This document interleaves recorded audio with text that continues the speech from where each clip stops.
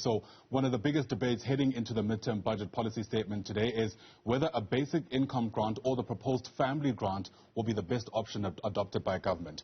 It's also as government is under pressure to eradicate extreme poverty as millions of South Africans are out of work due to the COVID-19 pandemic in part and sluggish economic growth.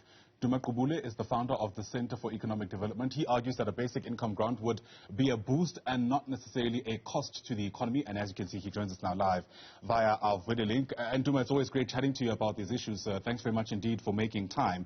I mean, government is hoping to eradicate extreme poverty by around 2030. However, we're hearing that we're actually working in a context where it appears Treasury and the presidency can't even agree on the form that a basic income grant should take. How do you imagine this will all pan out later today when the minister finally speaks?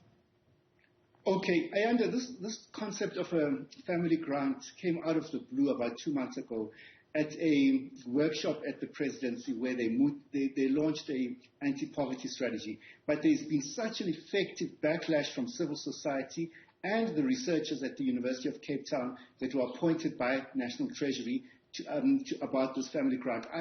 The family grant will be given to a head of household, and it's a crazy proposal in a country that has such high levels of gender-based violence and femicide. And I don't think we will see the family grant because the backlash against it has been so effective. So what we have now is the social relief of distress grant. Do we extend it beyond March 2020? It will cost 40 billion rands a year to extend it. So what civil society is saying, let this SRD be a pathway towards a basic income grant. So over the past few months, I've been doing research on this basic income grant, and I've modeled about 8 scenarios, and I've come to 2. So the first one is a basic income grant given to adults between the ages of 18 and 60. You must remember that our current social security system it's for people who are too old, above 60, and people who are children who are too young to work, and also people who are too disabled to work. But there's a missing middle in our social security system of people, working age population. And we have an unviable society where unprecedented levels of unemployment. So the one for adults, I've costed it at about 216 billion rands over 3 years. That is 1.1% of GDP over the 3-year period about, yeah. So the other option which I looked at, let's have the basic income grant, because I didn't think this was a sufficient stimulus to the economy because we're in a desperate situation. So I said, let's have an adult big, let's top up the child support grant and make it a big, So the big for children and adults would be at the food poverty line in the first year at 624 rands.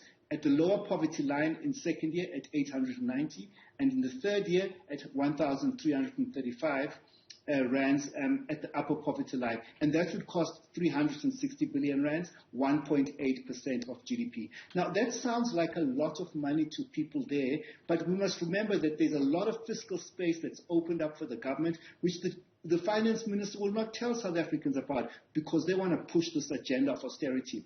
And first of all, after the rebasing of GDP, our debt ratio came down to 70% versus 80%, which was in the budget in February. Secondly, the government has had a tax overrun of more than 150 billion rands in terms of the commodity prices. Right. Thirdly, the government has got cash of more than 300 billion rands as we speak. And the final thing I want to say, whatever Treasury says, South Africans must not believe that our debt to GDP ratio is high.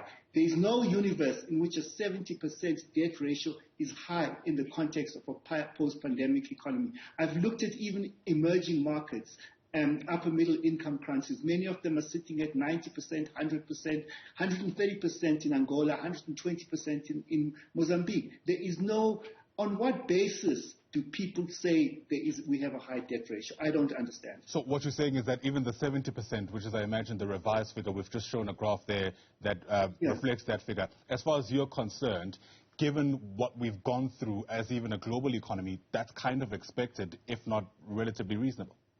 That's the correct word. It's expected by everyone in the bond markets internationally. When you're trying to buy government bonds, there's Brazil, one side, it's 100%. India, it's 90%. Argentina's 100%. So everybody's in the same boat. So we're not any different from everybody else. Everybody did whatever it took to address the crisis, the unprecedented crisis last year. So I don't think we'll be punished because we have a high debt ratio. But I must say there are many other options that do not involve debt. For example, the Public Investment Corporation is hugely overfunded. It can release money to support the government, for example, on a payment holiday. The IMF loan to South Africa has got a 3-year payment holiday, I think 3-year payment holiday, and the New Development Bank loan, I think it's got 5 years. I might have got them mixed out. But both of them have got payment holidays. The Public Investment Corporation is hugely overfunded. It can provide funding to the government. The central bank can provide funding to the government. I've worked out about 13 options, is it 11 options towards financing the stimulus for the South African economy. Sure. And hopefully we'll have time to ventilate what the cost of that is, if you get what I mean, not just monetary cost, but there's often that saying there's no such thing as a free lunch, right? But we'll get there in just a moment. I just want to ventilate some of the other issues to do with this idea of a basic income grant, right? The long-rehearsed arguments are around, A, it's unaffordable. You've already addressed that. But the other issue is around it apparently creating dependencies. What does the data tell us? Okay, so the data tells us that there's nowhere in the world where that has happened. I've been looking at pilot studies in other African countries.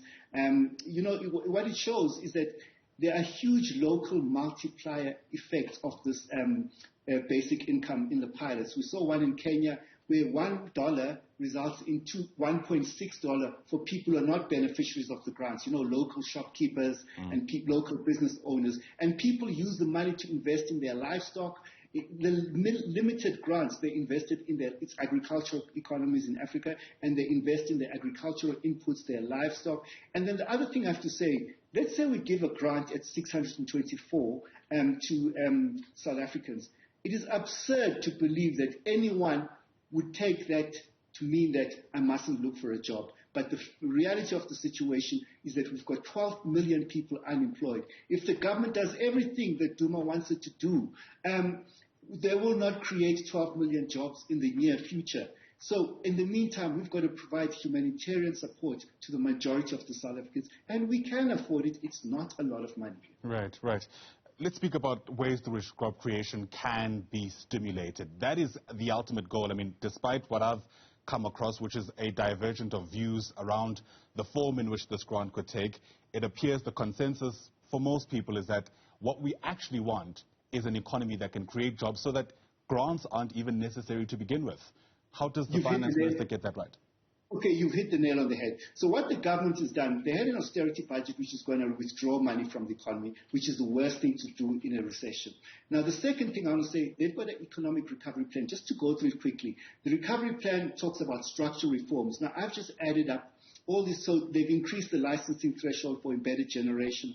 They've also, the new bid window for renewable energy projects, and Transnet has announced certain things. But the reality of is that South Africa has an investment to GDP ratio of 13.7%. That is the lowest in the post-apartheid period.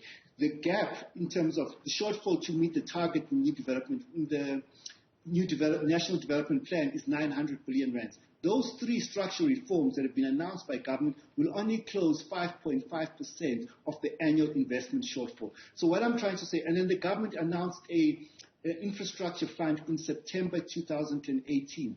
They only allocated 4 billion to it this year. And then the finance minister, in a presentation to the ANC, NEC, he said, no, we've underspent on this infrastructure fund. We're now taking 2.3 billion from the fund to fund the public sector wage bill. So that technically there's only 1.7 billion rands in the fund. So what I'm saying is that the government has to get serious about this infrastructure. Every time they talk infrastructure, the president's talking infrastructure, but there is no infrastructure happening. So they need to explain how they're going to fund the infrastructure, because you can't just say the private sector will invest in infrastructure. They can't invest in an economy that is not growing. That is economics 101. The government must kickstart the economy and the investment will follow. Investment by private sector does not kickstart the economy. It follows GDP growth, yeah. Absolutely. We've touched on ways through which the shortfall can be financed. In other words, where can South Africa borrow? And part of the questions I was asking you initially, without necessarily giving you a chance to answer, is not all debt is good debt, and we know that. So Yes. that begs the question, how do we distinguish then which debt is good debt and where we go so that we don't, I guess, come up with unintended consequences in the form of bad interest, etc.? That's an excellent question. So there's this thing called multipliers. So there's different types. So if you put a rand of money into infrastructure, the IMF says you get $2.7 dollars back. If you put a rand, you could get more than 2 rands back into the economy. So that is good debt. It pays for itself. And then if you're doing it in consumption, like the basic income grant that I'm talking about, it has a smaller multiplier than infrastructure. But every country in the world blended these two types of stimulus, and they provided cash transfers to the people, and they invested in stimulus. Now, the last thing I want to say, Ayanda, is that we've got this expanded public works program. It has a budget of 3 billion rands a year, and it creates 500,000 full-time equivalent jobs a year. If the government is really serious about creating jobs, they would expand this thing. Now, this program provides part-time jobs, like 3 months, 4 months. They should restructure this expanded public works program to provide full-time jobs in the many areas that we need in our country. And then they must increase the budget 10 times, 20 times. Now, these are investments in productive assets that are going to grow the economy. It's what you call good debt. Yeah. So if we there is no downside to investing in the expanded public works program. The only downside if there's corruption and mismanagement. But I've been looking at their annual reports and talking to some of the people there. It seems like it's one of the well-run institutions in South Africa under Minister Patricia de Lille. Yeah. Right. Always great getting your insights. Duma Gqubule, thanks very much indeed for making time to speak to us. Duma is the founder of the Center for Economic Development, joining us there via our video link. Once again, thanks very much indeed.